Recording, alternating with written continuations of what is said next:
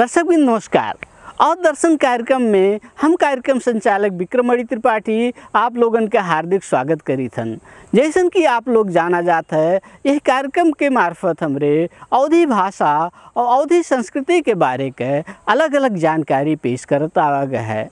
यही संदर्भ में अवधी संस्कृति के बारे के ये जानकारी हम आज आप लोगन के सामने पेश करे चाहिए थन। हमन के देश नेपाल एक लंबी सामाजिक और राजनीतिक परिवर्तन के चरण का पार कर चुका है।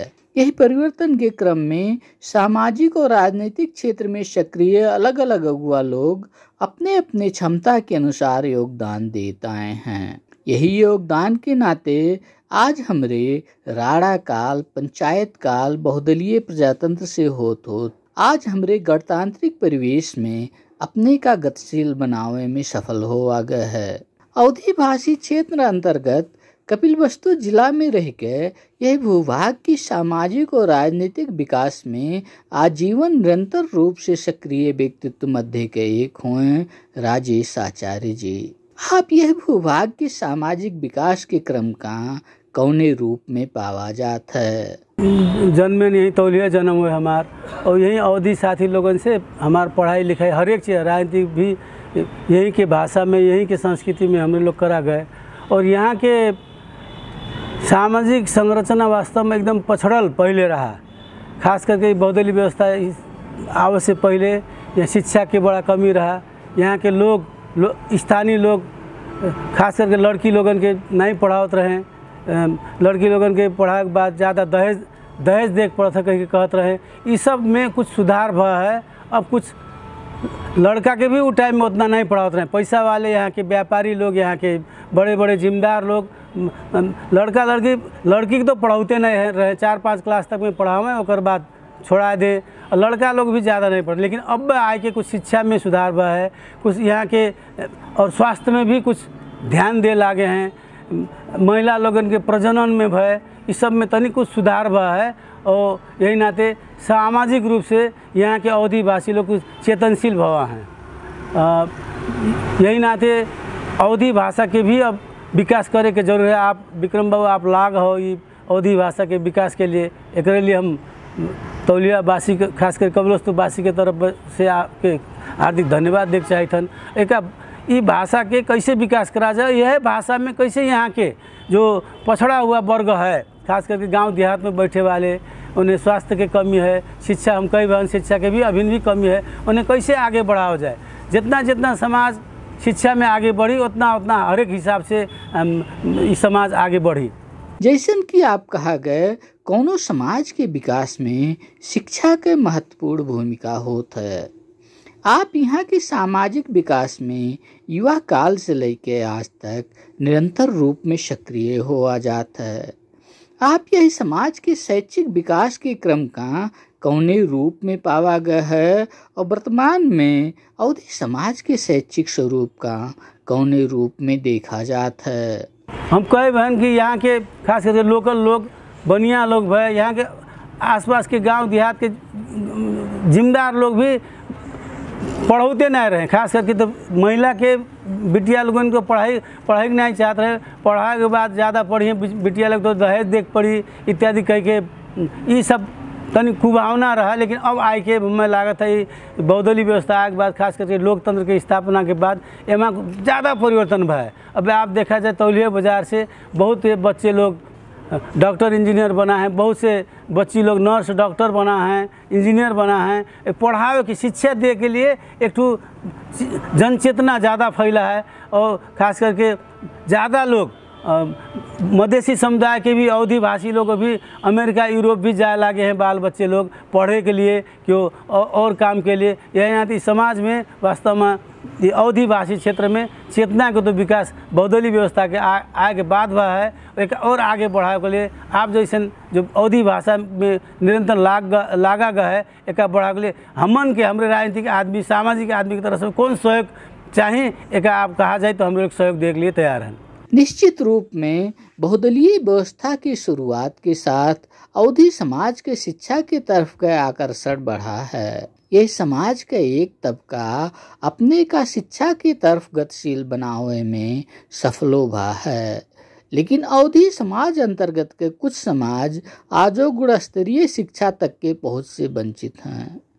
ऐसा है तबका के बारे में आप काव कहे चाह जात है। इस समाज में आप कहा गया अवधी समाज, अवधी भाषी, यहाँ के खास मधेसी समुदाय के शिक्षा के बारे में अभी भी कहा कि अभी भी बच्चे लोग हम देखी थन पढ़ाए के जो गरीब तबका है उतना उत्प्रेरित नहीं होता है, ना उत्प्रेरित करे पड़ा। अब देखी तन स्कूल में लेडीज़ लोगन के, लड़की लोगन के कितना सरकार पैसा देता है। वैसे दलित है और विभिन्न जाति के भी आरक्षण के हिसाब से पैसा देता है, लेकिन वो लोगन के अभिभावक के ध्यान खाली वो पैसा में रहता है। पैसा चाहे जितना भी पावत है, 4 से 5 से महीना के जितना भी पावत है, एमा वो लोगन के बच्चन के पढ़ाव के लिए कैसे का प्रविधि वार्ड अध्यक्ष लोग, वार्ड सदस्य लोग, स्थानीय निकाय प्रमुख लगात एमा बच्चन के पढ़ाव के लिए खास करके पछड़ा वर्ग, ये अवधी समाज के पछड़ा वर्ग के पढ़ा। देखिए पहाड़ी समाज चाहे जितना गरीब है बच्चन के पढ़ावत है। यहाँ के अब आए के कुछ हो खाए वाले लोग भी पढ़ाव के पहले नहीं पढ़ावत रहे। हम कहें पहले के पढ़ा के वह बातें नहीं रहा, अब पढ़ावे लागे। लेकिन गरीब तबका जो एकदम गांव में है वो उनके बच्चे अभी भी हमें लगा था SLC तक नहीं पढ़ते, 4-5 तक पढ़िन और बाद पढ़ाई छोड़ दिन। एक लिए कैसे एक उन लोगों के उत्प्रेरित करा जाए, एमा सबके ध्यान जाए जरूरी है। यह भूभाग के सामाजिक अगुवा के रूप में आप अवधी समाज के शैक्षिक विकास के साथ है यह समाज में स्वास्थ्य संबंधी जागरूकता का कौने रूप में देखा गया है। देखा जाए हम जब लाग रहे उस टाइम में देश में तानाशाही व्यवस्था रहा। तानाशाही की व्यवस्था के खिलाफ हम तो 15-16 साल की उम्र से निरंतर लागें, जेल नेल भी खाएं और समाज रूपांतर एकदम हम कहें तब ने शिक्षा के बारे में कहें, स्वास्थ्य के बारे में भी पहले कह रहा है कि कौनों किस्म के प्रजनन के बारे में भी महिला लोगन के तनी का गलत धारणा रहा। अब आए के उभा है, अब महिला लोग भी अस्पताल आए लागी प्रजनन के लिए, स्वास्थ्य समस्या के लिए महिला लोग अपने स्वास्थ्य के बारे में खुल के नहीं कहत रही। अब तौलिया के अस्पताल भी अच्छा तरीक़ा से है, डॉक्टर लोग भी विभिन्न विज्ञ लोग आई गए हैं और बाजार में भी वैसे किस्म के डॉक्टर लोग आवत है इत्यादि। तो ये चेतना बड़ा है वास्तव में। कौनो समाज के शैक्षिक लगायत का हर एक क्षेत्र के विकास में वही समाज की अगुवा लोगन के विशेष भूमिका होता है। अवधी समाज के अगुवा लोगन के सामाजिक और राजनीतिक चेतना के विकास की अवस्था का कौने रूप में पावा जाता है। एका बढ़ाए के लिए अब हमारे लोग राजनीतिक आदमी भी राजनीतिक हिसाब से भी मुल्क पहले का रहा पंचायत काल में बोले बतियावे नहीं पावा जाता रहा, संगठन करे नहीं जब पावा जाता रहा, आदमी के हक अधिकार स्थापना नहीं होता। अब मधेसी समुदाय खास करके अवधी भाषी मधेसी समुदाय एकदम पछड़ा रहा, राजनीति में भी कोनो खास भूमिका नहीं रहता रहा। लेकिन अब आए के ढेर युवा साथी लोग भी राजनीति में लागत हैं। राजनीति में लागे के बाद लोकतंत्र के बारे में और मुल्क के विकास के बारे में वास्तव में ये चेतना युवा लोग भी फैलावत हैं। ये से हमें लागत है अवधी समाज अब राजनीति, राष्ट्रीय राजनीति में भी ज़्यादा से ज़्यादा संलग्नता हुई। काहे कि देखा जाए राजनीति में पहले जब हमारे लोग लाग रहे पंचायत व्यवस्था के खिलाफ में, वो टाइम में खाली 2 नंबर प्रदेश के मैथिली भाषी लोग खाली राजनीति में ज़्यादा, हर एक पार्टी में, चाहे कांग्रेस में कहा जाए चाहे कम्युनिस्ट में कहा जाए, खास करके नवलपरासी से पश्चिम के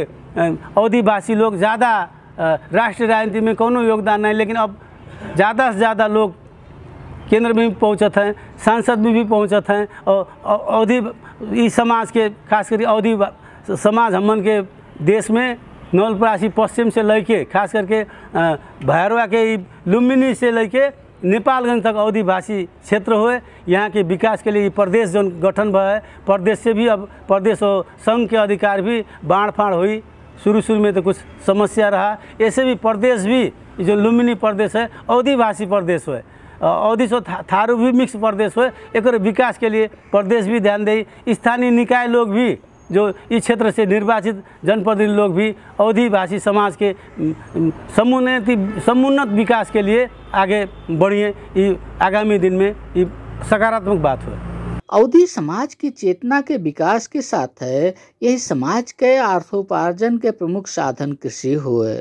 चकलाबंदी के अभाव और पर्याप्त मात्रा में खाद आदि के व्यवस्था ना होए के नाते यहाँ के लोग कृषि से वही किस्म से आमदनी नाई ले पावत हैं जौने किस्म से वन ले सकत रहे। एका आप कौने रूप में देखा जाता है? अब चकलाबंदी के तो हम हमार जानकारी में जितने लोग सरकार में बैठे थे चकलाबंदी के बारे में उन्हें ध्यान है कोनो अध्ययन नहीं है। यहाँ तो चकलाबंदी के बारे में सरकार में बैठे वाले लोगन के दबाव दे के जाने वाले लोगन के चकलाबंदी, अब इंडिया में भी चकलाबंदी है, कैसे करा जाए, कौन वैज्ञानिक हिसाब से कैसे करा जाए कि चकलाबंदी होए। छोड़ अब तमाम एक आदमी के मान लो 2-3 बीघा है, ओका 40-50 कित्ता हुई, ओका कैसे वो कित्ता एकीकृत करा जाए, ये सब अध्ययन करे के जरूरी है। एमें यहाँ के जनप्रतिनिधि लोग भी आवाज़ उठावें, प्रदेश में भी आवाज़ उठावें, केंद्र भी संघ में भी आवाज़ उठावें। ओकर बाद और कृषि के आप कहा गया बीज बीजन के या मल खाद के हमन के देश में फैक्ट्री नहीं है। मल खाद जोन भी सरकार आओ थे मल खाद को कारखाना रखना पड़ सकेगा।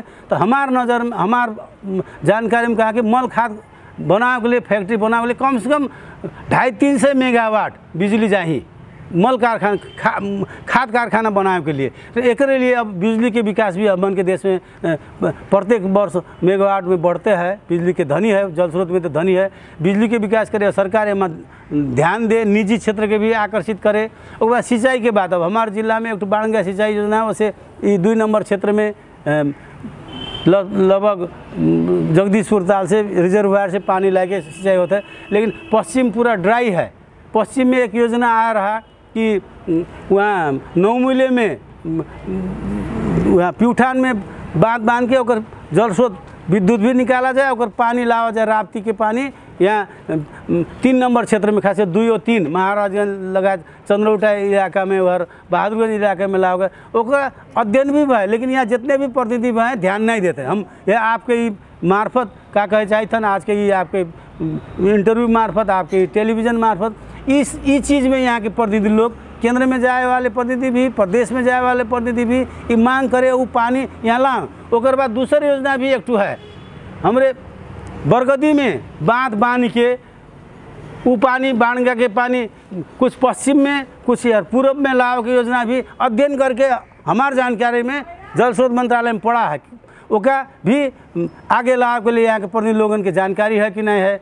इला हम सोचे रहन देखा जाए, हम गत निर्वाचन में नेपाली कांग्रेस की तरफ से समानुपातिक उम्मीदवार रहन खसार से और लगभग होए के परिस्थिति रहन, विभिन्न कारण से हम नहीं बन। हम यदि हो प्रदेश सभा सदस्य और कोनो पोजिशन में पाए, ये 2 चीज़, एक तो राप्ती के पानी लाए के कपिलवस्तु में सिंचाई करे के बाद, और दूसरी बाणगंगा में खासकर बरगदी घाट में बांध के वो योजना अध्ययन करके पड़ा है। एक जने हमन के यहाँ के साथी सचिव हो के रिटायर हुए, उन्हें मालूम है। लेकिन यहाँ के प्रतिनिधि लोग पता नहीं, आवाज़ भी नहीं उठाते, कौन एक खोज खबर भी नहीं करें। ये करें तो हमें खास करके और क्षेत्र में नहीं कही पाई था। हमारे कपिलवस्तु जिला में ये सिंचाई वैसे वह है, नेपालगंज और है, बर्दिया और सिकटा है, तमाम किस्म के सिंचाई योजना वो अधूरा है। ओका कैसे आगे बढ़ाओ जाए? मूल तो सिंचाई, हम खाद के बात करें कि आपके मुल्क में खाद के कारखाना खोले जरूरी है। आज तक कारखाना नहीं, बदौली व्यवस्था के विभिन्न सरकार लोग मल खाद के बात करते हैं, लेकिन नहीं हो पावत है। कहीं बिजली भी बढ़त गया है। हमन के दैनिक उपभोग के अलावा हमारे बेचे के पोजीशन में गहन इन्हें मल खाद के भी कारखाना खोले के लिए सरकार कोशिश करे। एक लिए हमारे नेपाली कांग्रेस की तरफ से आवाज़ उठाओ जाए, जनप्रतिनिधि लोग के हम लोग कहा जाए कि संसद में भी आवाज़ उठाओ, सरकार में भी हमारे लोग, यह जिला के साथी लोग भी टाइम में जाते हैं, अभी भी हैं सरकार में, उन लोगों के भी कि मंत्रिपरिषद में भी आप लोग बात उठाओ इस सब के कि मल खाद के कारखाना खोले के जरूरी है। जनता वास्तव में उत्पादन के रेशियो कहा जाए तो अभी बड़ा है, प्रति बीघा बड़ा है, लेकिन आज देखा जाए खेती के टाइम में अच्छा तरीका से बीज बीजन नहीं पाते हैं यहाँ के किसान, मल खाद नहीं पाते हैं। एक समय में मल खाद विदेश से लाकर टेंडर नहीं होते, विभिन्न भ्रष्टाचार के नाते समय में नहीं आ पाते किसान के घर में। और फिर जो प्रविधि से मल देते सरकार सहकारी मार्फत, सहकारी वाले लेते हैं और ज़्यादा नाफा खा के किसान के चोर बाजार से खरीदे पड़ता है। एक सब सरकार नियंत्रण करे, ये भी मांग करे चाहिए था ना। इस समस्या के साथ यहाँ से भारत में खाद्यान्न निर्यात करे वाले यह क्षेत्र में आज भारत से खाद्यान्न आयात हो लाग है। एकरे पीछे के मुख्य कारण भारत में किसान लोगन का चकलाबंदी के साथ खाद्य आदि में मिले वाला सहूलियत हो। यह परिस्थिति में नेपाल के किसानन का भारतीय बाजार से प्रतिस्पर्धी बनावे के खातिर का करे के जरूरत देखा जाता है। अब भारतीय किसान लोग सरकार का अनुदान भी हम सुने हैं ज़्यादा है, और बाद मल खाद भी वहाँ तमाम कारखाना है। हमारे गोरखपुर में फर्टिलाइज़र रहा, बीच में बंद भर रहा, फिर ये अब योगी सरकार फर्टिलाइज़र फिर चालू की, और वहाँ सहूलियत दर में मल खाद मिलत है। हमारे यहाँ नेपाल में तो उपलब्ध नहीं हो पाते, चोरी से लायक पड़त है। वो इंडियन पुलिस लोग, नेपाली पुलिस लोग तमाम किस्म के दुख देते हैं, समय में मल खाद नहीं आ पाता है। अब व्यू विजन भी नेपाल में जितना चाहिए, अब जो आई के हाइब्रिड इत्यादि है वो भी किसान के घर में नहीं पहुँचा, चोर बाजार से लायक पड़ता है। यहाँ तो कुछ दिक्कत तो है, लगानी ज़्यादा है। एक कैसे ये तो सरकार एक अध्ययन समिति गठन करके वास्तव में भारत में जो सस्ता चीज़ है, अब ये उत्पादन भी होता है तो भारत से जो आई जाता है वो यहाँ से सस्ता होता है। आप जान रहे, अब चाउर धान हर एक गेहूँ हर एक चीज़ यहीं से सस्ता है, भारतीय बाजार से यहाँ आवत है, और यहाँ के किसान लोग उचित मूल्य नहीं पावत हैं। एक लिए सरकार ध्यान दे, ये हम मांग करे चाहिए था। कृषि के साथ अवधी समाज के दूसरा अर्थोपार्जन के पारंपरिक स्रोत यही समाज के अलग अलग जात के द्वारा किया जाए वाले पारंपरिक सेवा उत्पादन हुए। आज यहाँ के यह जातीय पेशन का कौने रूप में पावा जाता है, और एक पुनर्स्थापित करे के खातिर का करे के जरूरत देखा जाता है। अब एक तो वो सब पुरान परंपरागत पेशा वास्तव में लोग, जैसे अब धोबी के बात करा गए, अब धोबी के घर घर में जो संपन्न है उनके घर में वॉशिंग मशीन आई गया है, और धोबी के जरूरत नहीं है। अब बर्तन भाड़ा की बात करा जाए, तमाम किस्म के बर्तन विकास हुआ है। अब माटी के बर्तन वह दीपावली में समाज में दीपावली में दिया थोड़ा थार दिया, वो ज़्यादा नहीं यूज़ करे थे, और आदमी करते नहीं है। वो लोग धोबी के कपड़ा धोई के उनके जीविकोपार्जन चल ही नहीं सकत है। जोन किस्म से अब समाज में हमको वॉशिंग मशीन इत्यादि नया प्रविधि आ है, वैसे भाड़ा बर्तन क्या है, कुम्हार लोगन के जनजीविका चल ही नहीं सकत है। लेकिन एमा सरकार कुछ उन्होंने अनुदान दे के कुछ नया प्रविधि, अब धोबी के परंपरा गढ़ा गढ़ी रही नहीं गए, कैसे वो लोग धोए। एमा सरकार अनुदान दे के पानी की व्यवस्था करके, कुम्हार लोगन के माटी की व्यवस्था करके, और बाद हर एक होटल में कुल्हड़ में चाय खाए वाला जो आ है, अब शहर में आई गया है। माटो को भाड़ा में चिया पिउने, माटो को भाड़ा में मासू पकाउने, तरकारी पकाउने, ये सब जो भावना आई गया है, एक और विकास करके प्रोत्साहन करके, वह जात के प्रोत्साहन करके सरकार, अब खास करके स्थानीय सरकार, प्रदेश सरकार, केंद्र, तीन तरह के सरकार, तीनों सरकार ध्यान देवे, यह हम आग्रह करे चाहिए था। कृषि और पारंपरिक पेशन के साथ पर्यटकीय दृष्टिकोणों से आदिवासी क्षेत्र अत्यंत महत्वपूर्ण है। हमारे देश में सागरमाथा क्षेत्र के पर्यटन का छोड़ दिया जाए तो ये क्षेत्र पर्यटकीय दृष्टिकोण से प्रमुख क्षेत्र होने के नाते यहाँ की कोने कोने विषय वस्तु का ध्यान में रख कर पर्यटन के विकास का आगे बढ़ावे के जरूरत देखा जाता है। वास्तव में आप एकदम सही बात उठाए।